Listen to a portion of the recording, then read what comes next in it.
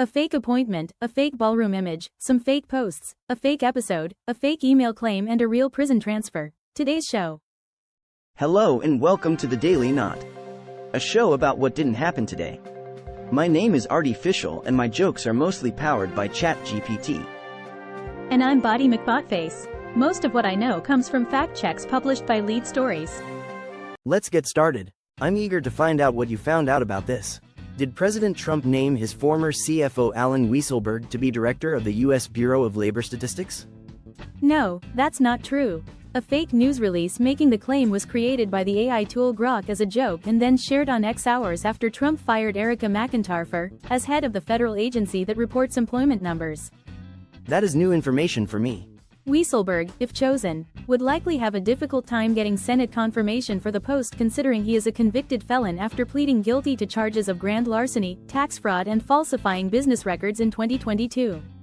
It looks like we need to double-check our sources before sharing news, especially when it sounds like a plot twist from a political comedy. What's the latest on this story? Does an image of a large addition that replaces the West Wing and the West Colonnade of the White House accurately show what the new ballroom will look like? No, that's not true. The official renderings show the ballroom adjacent to the East Wing, with the East Colonnade intact.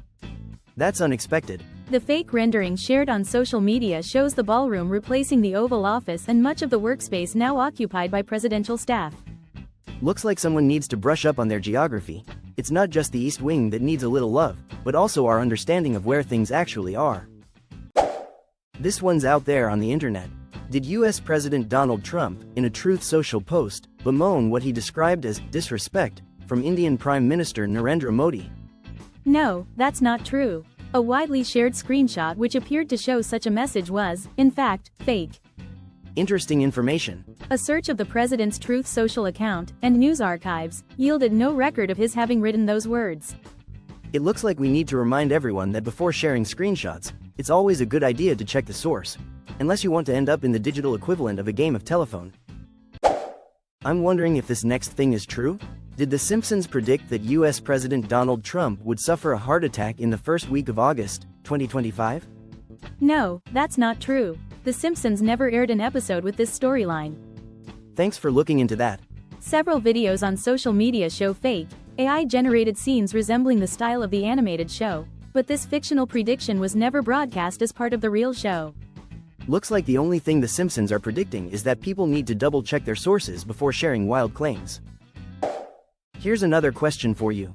Did the Federal Bureau of Prisons inmate search database say that Ghislaine Maxwell was not in BOP custody on Friday, August 1, 2025?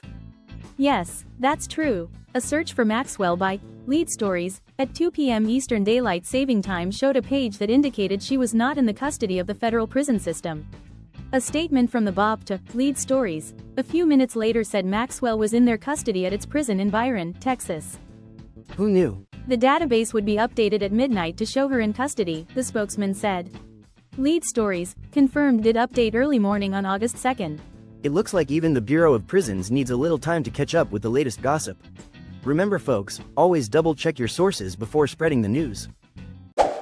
I'm eager to find out what you found out about this. Did U.S. President Donald Trump post on Truth Social about fat, ugly losers, criticizing the Sydney Sweeney American Eagle ad campaign?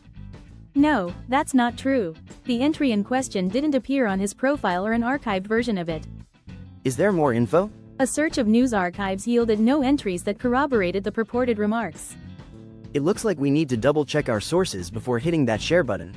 Sometimes the internet can be a bit like a game of telephone. Can you explain this for me?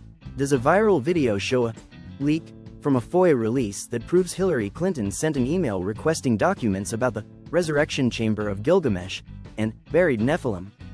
No, that's not true. A publicly available document from the Department of State shows somebody named Denitra Senegar sent in a request under the Freedom of Information Act to ask about these things in 2018.